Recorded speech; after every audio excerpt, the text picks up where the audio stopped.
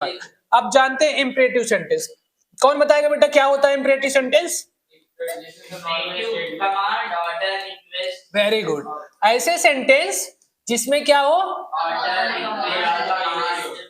हाँ, कमांड हो, मतलब कि कमांड हो, ऑर्डर हो, एडवाइस हो। कमांड ऑर्डर एक ही चीज हो गई। तो ऐसे सब सेंटेंस को हम लोग इम्परेटिव सेंटेंस कहते हैं। और इसमें ऑलवेज हाइड होता है सब्जेक्ट यू, जिससे हम बात करते हैं उसका नाम लेने की जरूरत नहीं होती। डायरेक्ट कमांड देंगे या सजेशन देंगे तो उसमें मोस्ट ऑफ द केसेस में यू क्या होता है, हाइड होता है। 1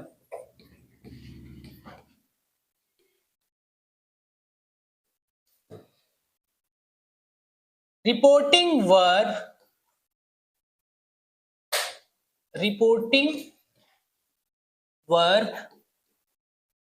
change reporting verbs change according to the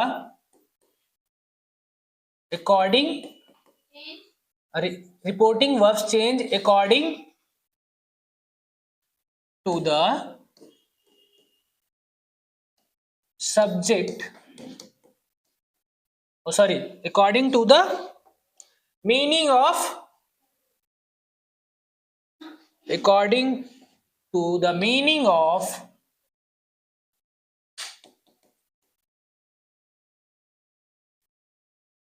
in reported speech sentences. Reported speech, meaning of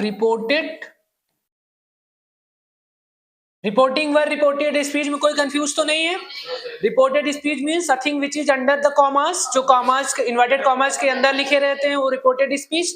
और जो रिपोर्टिंग वर्ब होती है कॉमा के पहले लिखे होते हैं स्टार्टिंग में, ठीक है। और कभी कभी कंफ्यूज करने के लिए रिपोर्टेड स्पीच पहले देता है एग्जाम में और रिपोर्टिंग वर्ब को लास्ट में कर देता है जब, लेकिन कहीं भी रिपोर्टेड स्पीच रहेगा वो इन्वर्टेड कॉमा से क्लोज रहेगा, क्योंकि किसी की वो जो इन्वर्टेड कॉमा के क्लोज करने का मतलब है कि किसी के द्वारा ये कोई बात बोली गई है, कही गई है, तो उसको इन्वर्टेड कॉमा में क्लोज किया जाता है।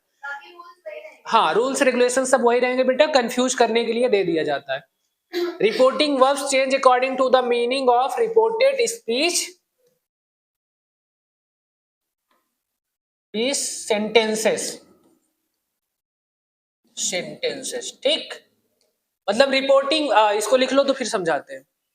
ये कह रहा है कि रिपोर्टिंग वर्ब जो चेंज होती है according to the meaning of reported speeches sentences, मतलब कि जो रिपोर्टेड स्पीच का सेंटेंस होता है। अब हमें ये तो पता है इंपरेटिव सेंटेंस में 3 तरीके के सेंटेंस हो सकते हैं, या तो उसमें ऑर्डर होगा, ऑर्डर या कमांड होगा, या तो एडवाइस होगा, या तो या तो सुझाव होगा, रिक्वेस्ट या सुझाव होगा, है ना। 3 केसेस होते हैं। तो वो हमें पता कैसे चलेगा? हमें इंग्लिश आनी चाहिए, थोड़ा बहुत पढ़ के मीनिंग निकालना आना चाहिए, अवेयर होना चाहिए वोकैबुलरी से। तो जब हम सेंटेंस पढ़ेंगे, अगर उसमें ऑर्डर दिया जा रहा है तो उसके अकॉर्डिंग रिपोर्टिंग वर्ब चेंज होगा, और उसमें कमांड दिया जा रहा है तो उसके अकॉर्डिंग चेंज होगा, और एडवाइस की जा रही है तो उसके अकॉर्डिंग चेंज होगा, ठीक। रिक्वेस्ट की जा रही है तो उसके, मतलब ये 3-4 तरीके से चेंजेस होंगे। देखो कैसे। अगर ऑर्डर है सेट टू, जब चेंज हो किसमें, सेट या सेट टू। अगर ऑर्डर है, क्या है, किसमें ऑर्डर, किसमें हो, रिपोर्टेड स्पीच के सेंटेंस में, तो ये चेंज होगा ऑर्डर्ड में। किसमें चेंज होगा? सेट टू या सेट टू चेंज होगा ऑर्डर्ड में, ऑर्डर्ड या कमांडेड,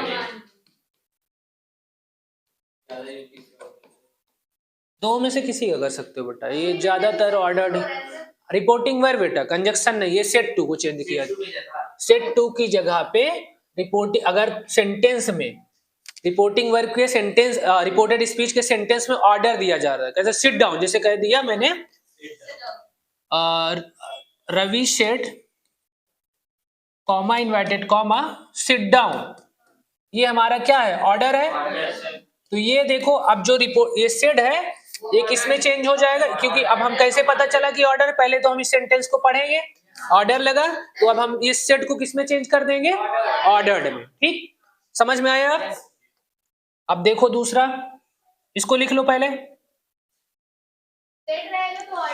सेट या सेट टू कुछ भी रहेगा, ऑर्डर इनडायरेक्ट बनाते समय ऑर्डर्ड या कमांड में चेंज करेंगे। सेट या हो सेट टू, और उस वो कैसा सेंटेंस होना चाहिए, एडवाइस अगर दिया जा रहा है। ये कब पता चलेगा, जब हम रिपोर्टेड स्पीच का सेंटेंस पढ़ेंगे।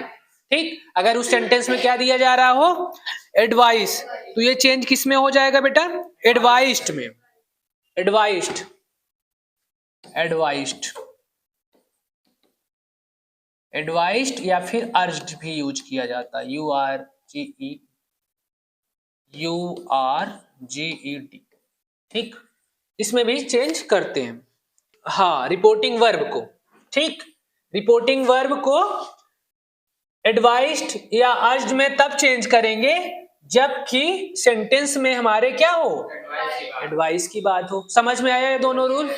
लास्ट देखना, अभी कंजक्शन नहीं बताया हूं, अभी इसी को देख। अगर अब 3 तरीके से बात होती है, हम ऑलरेडी बता चुके हैं इंपरेटिव सेंटेंस में 3 तरीके से। कैसे कैसे? एक तो एडवाइस, एक हो गया रिक्वेस्ट, और एक हो गया ऑर्डर या कमांड, है ना, दोनों एक ही बात होती है। अब देखो, 2 का हम लोग समझ गए, ऑर्डर सेंटेंस में है तो ऑर्डर्ड या कमांड, एडवाइस है तो एडवाइस्ड या अर्ज्ड। अब नेक्स्ट जो बचा हमारा लास्ट वाला कैसा है, सेड या सेट टू। तो ये किस में चेंज होगा बेटा, इसमें अगर सेंटेंस में रिक्वेस्ट हो, क्या हो, ये चेंज होगा रिक्वेस्टेड,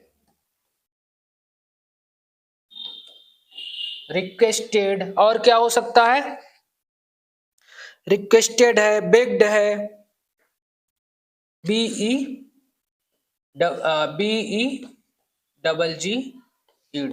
ठीक, कितना लिख लो,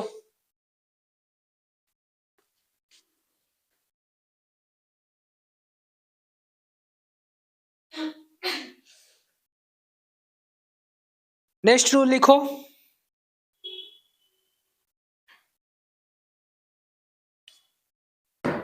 हटाएं, rule second,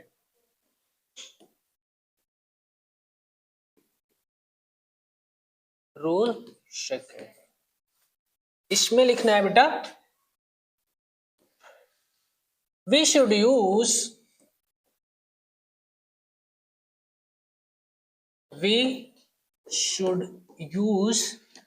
preposition to, preposition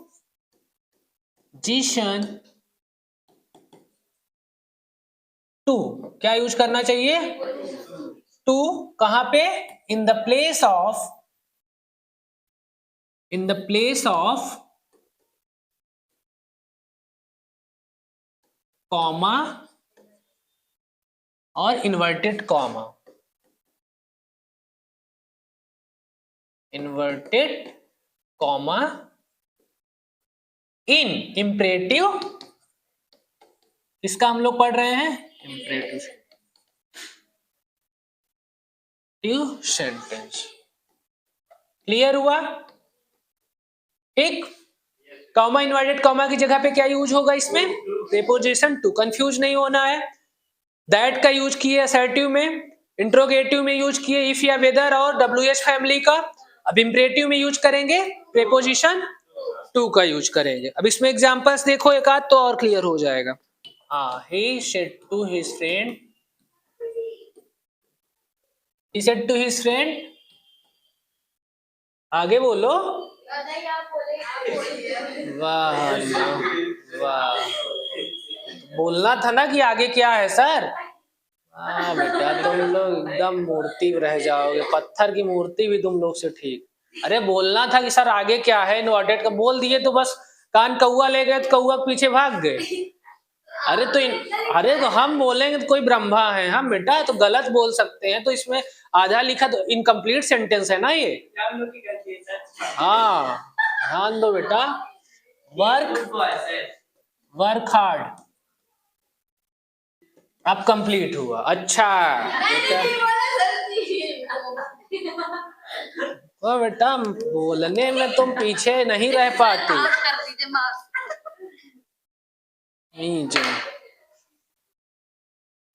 इन लोग के चक्कर में तुमको पिटवा दिए आज अच्छे से, देखो सब ज्यादा पीटे गए, मजा पा गए, रात में तुमको खूब वो चढ़ाए रहे होंगे, इसीलिए उल्टा सीधा लिख के चले आए। इसलिए बेटा इन सब के चक्कर में मत पड़ा करो, षड्यंत्र रहती है। क्या दीपक, सही है सब? देखो अब, हाँ बेटा, एडवाइस क्यों लगेगा? क्योंकि यही बात अगर कोई टीचर कहता है या कोई, तो मे बी ऑर्डर केस में, या कोई आर्मी अपने सोल्जर को रिकमेंड करता तो कमांड की बेस पे होता, लेकिन यहाँ पे एक अपने दोस्त से बोल रहा है, तो क्या हो जाएगा ये? Advice. He advised his friend. इसके टेंस में चेंज नहीं होते? नहीं बेटा, he advised to his friend to,